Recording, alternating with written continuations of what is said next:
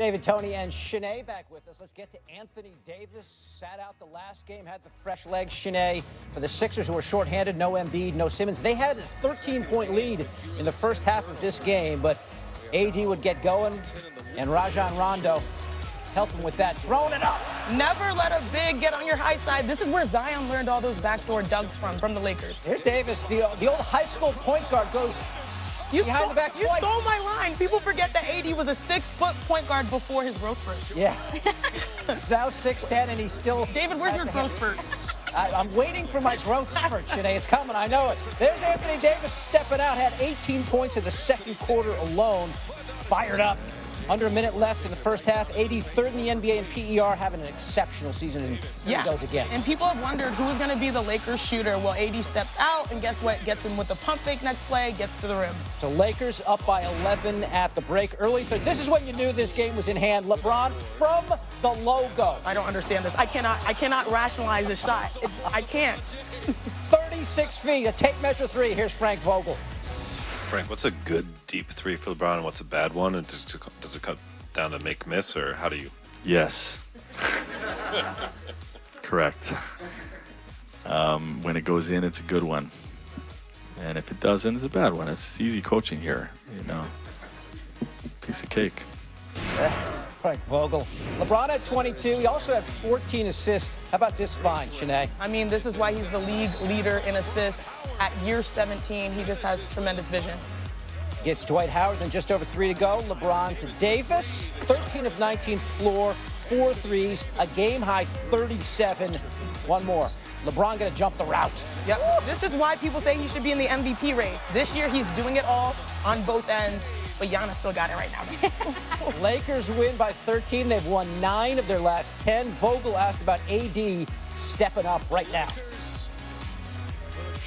Well, you know, the stakes are higher now, you know, all season long for him, you know, and I think he understands what we have the ability to do this year, you know, the work that's required and, you know, the mindset that's required. And I think you've seen a little bit of a different Anthony Davis this whole season, you know, than we've seen in his prior stop in New Orleans. I don't know if it's different today than it's been most of the season. You know, I think ultimately, I think we're going to see it when we get to the playoffs.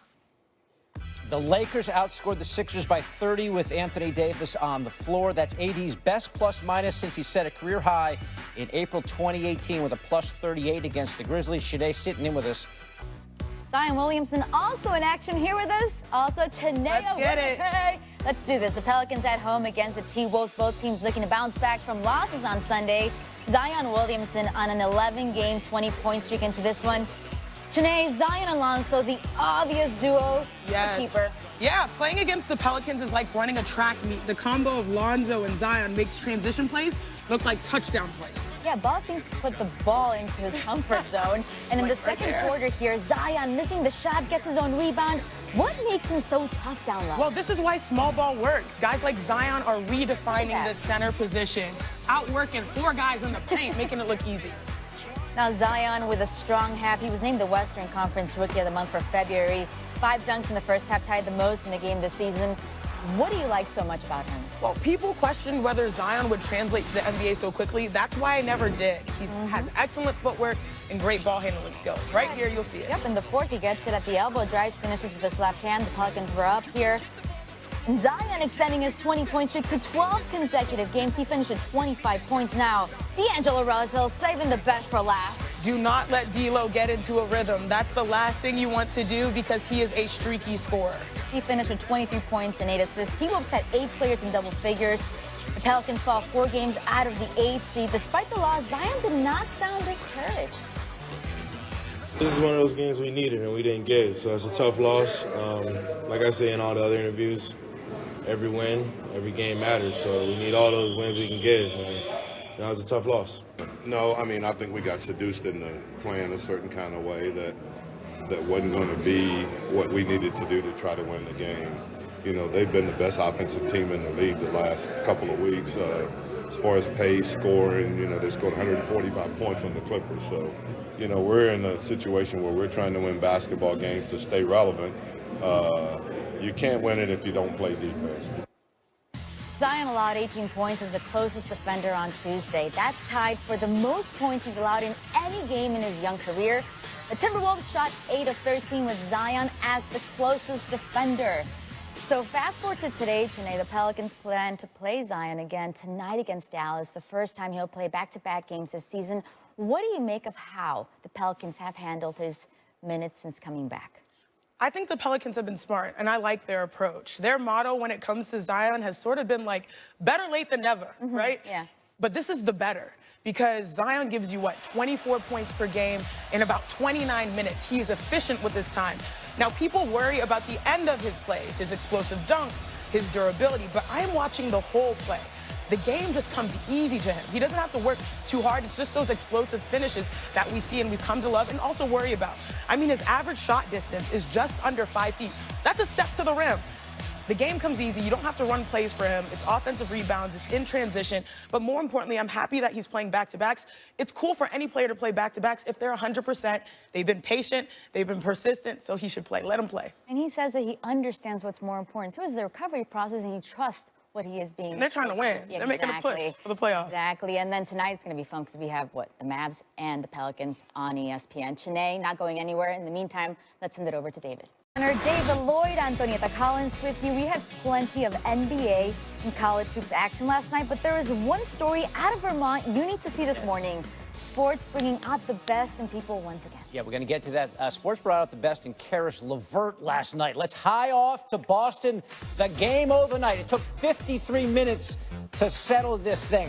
Nets down big to the Celtics. Karis LeVert said he wasn't sure he was going to play in the fourth quarter because the deficit was so large. Kenny Atkinson left him in. Good move. LeVert lines up at 3. Nets were down 17. They cut it to 10. Next possession, Robert Williams unwittingly starts the Nets fast break. And there's LeVert. So the lead down to 7. Next possession, Brooklyn. Great ball movement. They swing it around the horn. And there's LeVert. 9 straight points. Nets cut it to 4. LeVert had 5 threes in this game. Then Kemba Walker gets swarmed. And we got a tie-up. Jump ball. And the Nets win the tip. Get it across half court. Call timeout quick. 1.4 on the clock. Okay, Karis, do something. The one thing the Celtics can't do is foul on the 3. Oops. Marcus Smart, heady player, but that is a mistake. LeVert gets hacked on the arm by Smart. He needs to make all 3 or the game is over. He was 6 of 11 from the line at this point. First shot, money. Second shot, money. Third shot, cash money. We go overtime. LeVert had 26 in the fourth. Nets with 51, most they've ever had in a quarter in their history. In OT, it was all LeVert. Getting into the paint, off the window. Next Nets possession. The game plan pretty simple. Let Karis carry him. So he's got the first 4 in OT. Next possession. His previous career high was 37. He shattered that. All of Brooklyn's overtime points came from number 22. Backing down Carson Edwards. Turnaround jumper, they're all dropping. LeVert on an 8-zip run. Nets up 8 in OT. Goes to the line. And that is number 50. Jared Allen, 5-0. LeVert finishes with 51. Nets win in overtime, erasing a huge Celtics lead in this game, and LeVert became the first player in NBA history with 50 points in a game in which his team overcame a 15-point deficit entering the fourth. Nets coach Kenny Atkinson said post-game, "I'm still trying to process it all." Meanwhile, the beat-up Sixers staying on the West Coast after facing the Clippers this weekend. They face the Lakers tonight, and Philly's going to be shorthanded, hoping for some more Shake Milton magic. Josh Richardson will be out after suffering a concussion in that loss Sunday against the Clippers. He has started 45 out of 47 games he's played this season. Meanwhile, Joel Embiid sprained his left shoulder last Wednesday in Cleveland, expected to be reevaluated later this week. Embiid had just scored a career-high 49 points in his last game before getting hurt. And Ben Simmons, he remains out with a nerve impingement in his back. Simmons aggravated a previous injury after playing just 4 minutes in Philly's loss to the Bucks on February 22nd. Now, Sixers head coach Brett Brown said this regarding Simmons and Embiid on Monday to the USA Today in their sports section. I am personally convinced those two are going to win a championship.